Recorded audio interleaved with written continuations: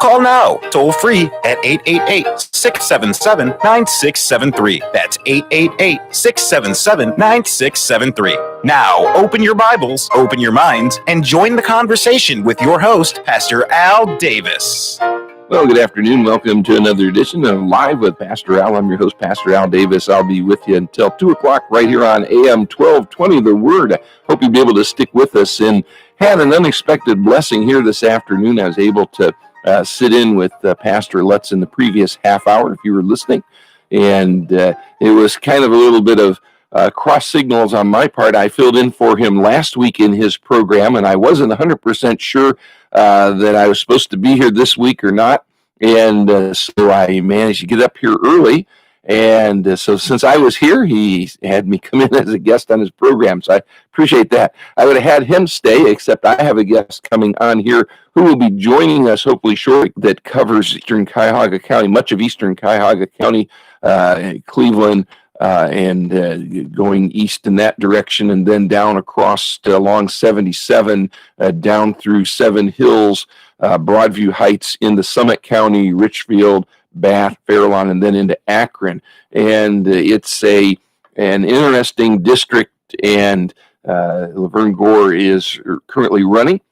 She is running against the incumbent, Marcia Fudge, and we'll be talking about some of those things and some of those issues there in regards to that when she's able to get called in here. But hope you had the opportunity to watch the debate, the presidential debate last night. If you didn't, you can find it online. A number of sources have it online, and you can find some of them. And very interesting, very eye-opening, and Pastor Lutz and I were talking about that a bit in the last half hour, and so there were some points that were clarified, and I agree with some people who said they don't know that it necessarily changed anybody's mind, but at the same time, they know that the people who are already set did that, but there were some people still on the fence. You'd hardly think that this close, less than 2 weeks before the election, that there would be anybody on the fence, but there are still some people on the fence. And so do pray for the coming election. I hope you're making plans. And as I said, go to our website, livewithpastoral.com. That's livewithpastoral.com. Read my article, Let Me Tell You How to Vote.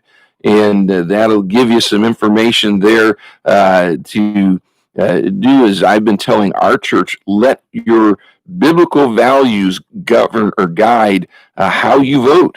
And that's important. If you are a Christian, every candidate has flaws in every race. You're not going to find the perfect candidate. Jesus Christ, as they say, is not on the ballot.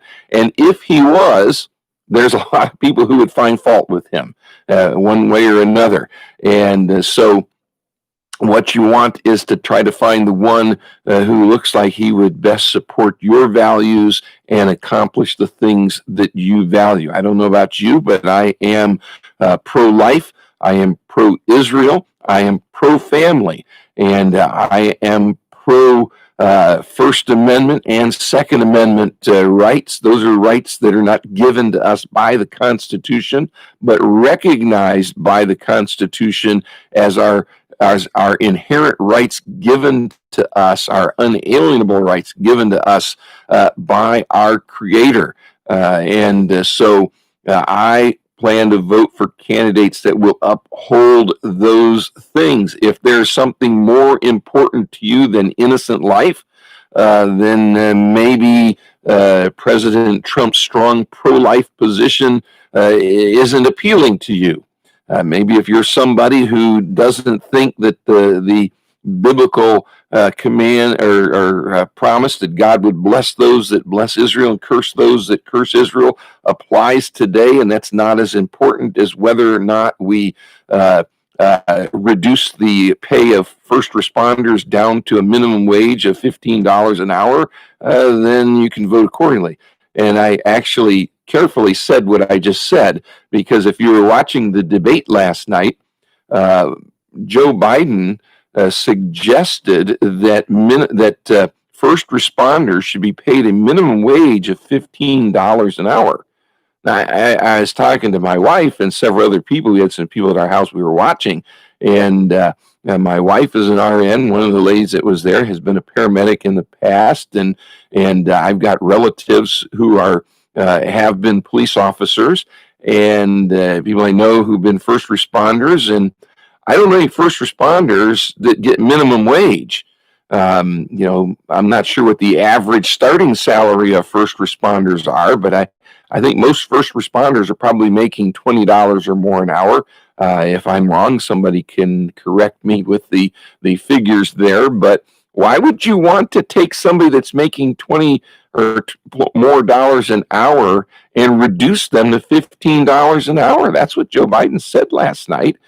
I don't know. I should have probably, if I thought about this, I would have looked up what is the starting rate for first responders, maybe in the Richfield village where I live, see what their pay scale is. But I think the starting rate is more than the minimum wage, or more than $15 an hour. So, well, if Joe Biden wants to reduce the pay, that goes along, I guess, with his support of Black Lives Matter and Antifa and their calls to defund police departments. Police are certainly first responders as well. But with that in mind, we need to be informed, and there's plenty of sources online. You can go to ohioca.org. That's ohioca.org, and you can download their voter guide that's there, and that will give you some good balanced information on a number of people that are there. You can also go to I believe it's ivoterguide.com. That's ivoterguide.com, and that will give you the option of being able to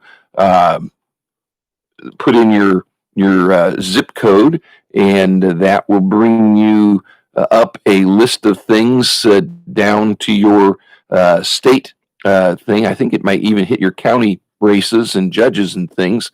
I just called it up right here, ivoterguide.com, and so you can find some things there about candidates and things. And like I said, you can click on your state, you can enter your zip code there, and that will give you some good information. Here's for zip code 44123, and you click on the ballot, and this gives you, I believe this is Garfield Heights, and this gives you the comparison between the various candidates for president right here. Joe Biden, and according to his, they got a neat little, it looks kind of like a gauge with the needle, and like your speedometer or something, and he's listed as very liberal. And of course, Kamala Harris also listed as very liberal. And then here's the libertarian candidate for president, Jo Jorgensen, and she is listed as moderate, along with her vice presidential running mate, Jeremy Cohen. Jeremy Spike Cohen. Now, wouldn't that be interesting to have a vice president named Spike? And it's just an interesting sound. But he's listed as a moderate. And then here's Donald Trump, of course, running as a Republican candidate. He's listed as conservative. And Mike Pence listed as very conservative. And then, of course, here in the U.S. Representative District 11, we've got Marcia Fudge, the Democrat incumbent, listed as very liberal, and Laverne Gore, the Republican challenger, listed as somewhat conservative. Now, she's not been in office to make any, sign any bills, put forth any legislation, but I'm sure when we talk with her, you'll see that probably she should go more to the conservative side than just somewhat conservative. And but I'll let her speak for herself there a little bit later. But again, here's judges, and the judges, they do something a little bit different here at iVoterGuide.com. Instead of conservative versus moderate or liberal, they have things ranging from judicial activist to originalist. And Sharon Kennedy, who is running for the Ohio Supreme Court as a Republican, she's listed as a proven originalist. And then John O'Donnell, who is the Democrat running for the Ohio Supreme Court, is listed as a judicial activist. And as is Jennifer Brunner, also running for the Supreme Court Justice here in Ohio, and a judicial activist. And Judith French, also running as a Republican, as an originalist.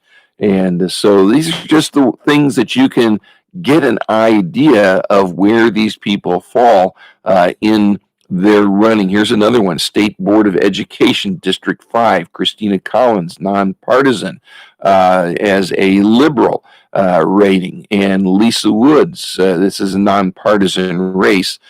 She's running. She has a conservative rating. And on. There's more there. We're not going to go through all of them. But I want to encourage you, take advantage of these things so that you can tell who you're voting for and what you're voting for.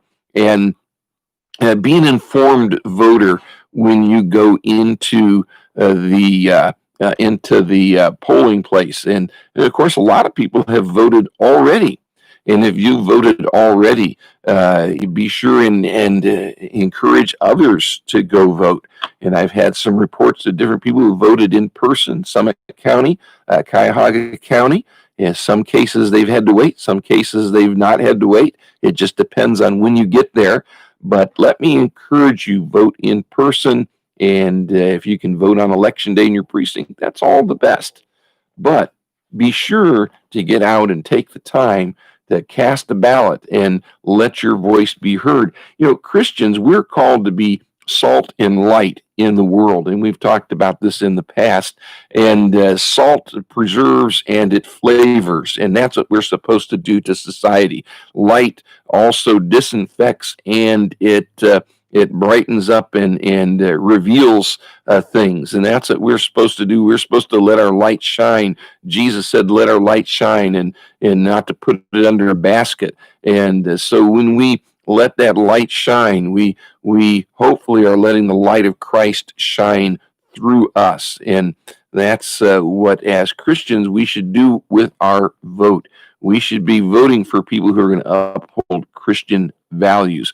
Well, I was looking at a couple of things that we had going on here, and as soon as I can get my computer to back up to where I would like it to be, we were talking about different things that were said in the debate last night, and we will get to Laverne Gore on hopefully here in a few minutes when she calls in.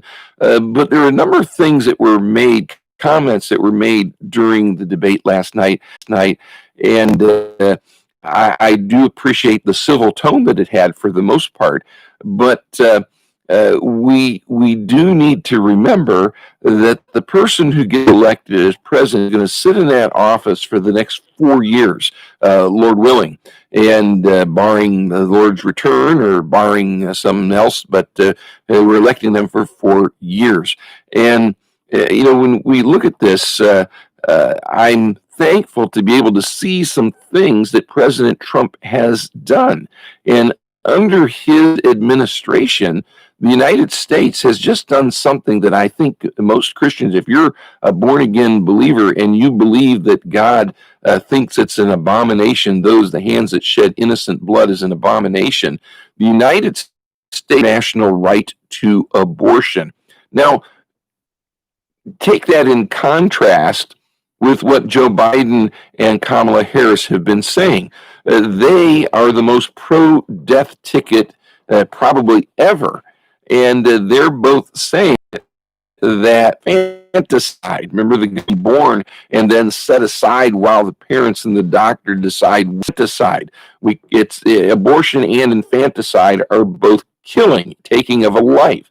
And when the baby has been born, it's infanticide, but it's killing a baby in either case. Of course, Biden and Harris, they believe that should be preserved up until the moment, if not after the baby is born. But President Trump, Vice President Pence, arguably one of the most, probably the most pro-life administration that we've ever seen.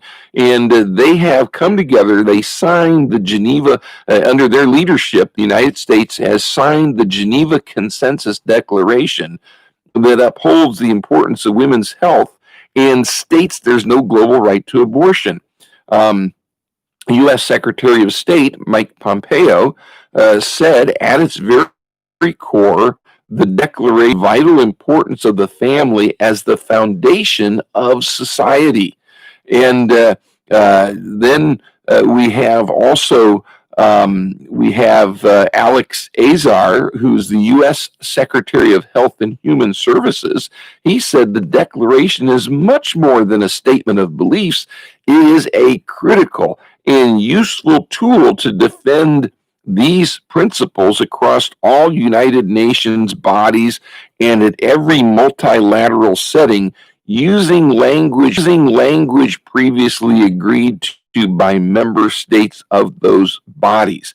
And this event was co-sponsored by Brazil, Egypt, Hungary, Indonesia, Uganda, and the United States. And there are 32 people who have signed this bill. Don't go through all the names here, but this is exciting. Now, a president and a vice president that are profoundly pro-life in office. This likely would not have been signed under a Biden-Harris administration, or as Kamala Harris has said, a Harris-Biden administration. This would not have been signed likely under that type of an administration because they don't believe this. And Kamala Harris, in the vice presidential debate with Vice President Mike Pence, she defended the woman's right to do whatever she wants with her body. It's her body, it's her choice, it's her right, is what she was saying. Now, think about this for a minute. Let's do a thought experiment here. A woman has, for their genetic complement, the XX chromosome pair. They don't have a Y chromosome. An XY chromosome pair is what males have. Men have the XY chromosome. Now, if a woman is pregnant and she's carrying an unborn child, and the unborn child is male, the woman, her body has the XX chromosome. The male child carried within her body has the XY chromosome complement. Clearly, there's a difference there. Now, I'm purposely using a male child rather than a female child to illustrate the difference, but there's a unique difference between a female child being carried by the mother, just as there is with the male child. But for the purpose of our thought experiment here, there's no way that you can say that body with the XY chromosome pair is the woman's body, because it's not a woman's body, it's a male body. Now, that male body is dependent on that woman for sustenance, for protection, for its ability to live and grow. And it's carried within the woman. When the child is born, the baby is now carried without the woman, on the outside of the woman. She carries the baby in her arms. She carries the baby in a baby carrier. Maybe one of those little things that they kind of strap on that kind of snuggles them up against them, and they carry them that way, or they carry them in a carriage on their arm. We've all seen women carrying babies like that, and that little baby is still dependent on its mother for sustenance and for protection, and so that it can live and grow. Anybody see a newborn baby go out on its own and find its own food, fix its own dinner, and go out and earn a living? No, that baby is still dependent on its mother. Now, it's not directly tied to once it's born and the umbilical cord has been cut, it's no longer tied to the mother. So it's just a matter of position. The male body is either within the woman's womb or outside. In either case, it's not the woman's body. When Kamala Harris says, my body, my choice, that's not her body. So what happens when you have a conflict between the interests of one unique individual, the female, the woman who is the mother, and another distinct, unique individual, the unborn child? How do we know how to govern or regulate what happens there? Well, society, through our laws, have made laws and regulations on what needs to be done. Now, we see it very clearly. If the baby is born, the woman is not allowed to abuse that child. That's against the law. She's supposed to take care of that child. It's neglect if she doesn't. But when that child is within her body, somehow she's now exempt from having to take care of that child just because it's within her body rather than without her body. Again, it's just a difference in location when you think about it. It's still a unique individual.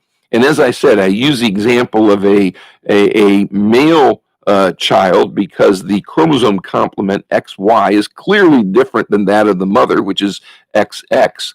But even if it was a female child, it would make no difference because it's still a unique human being.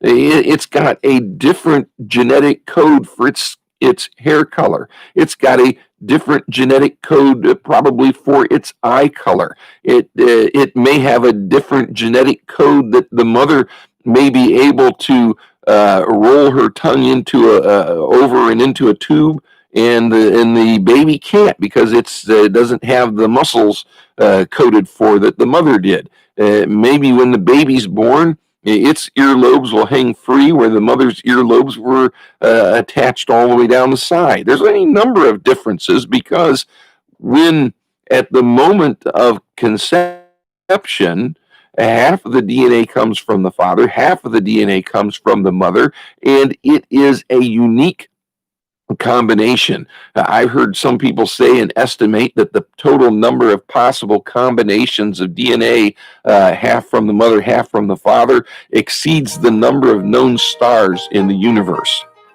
It's a unique human being. Doesn't that human being deserve life? Doesn't that human being deserve protection? Well, I hear the music and we're running out of time, and unfortunately, I guess Laverne was unable to call in to be with us today. She's a busy person, but let me encourage you to go to her website, Laverne Gore for Congress.com. That's Laverne Gore for Congress. Laverne is Laverne,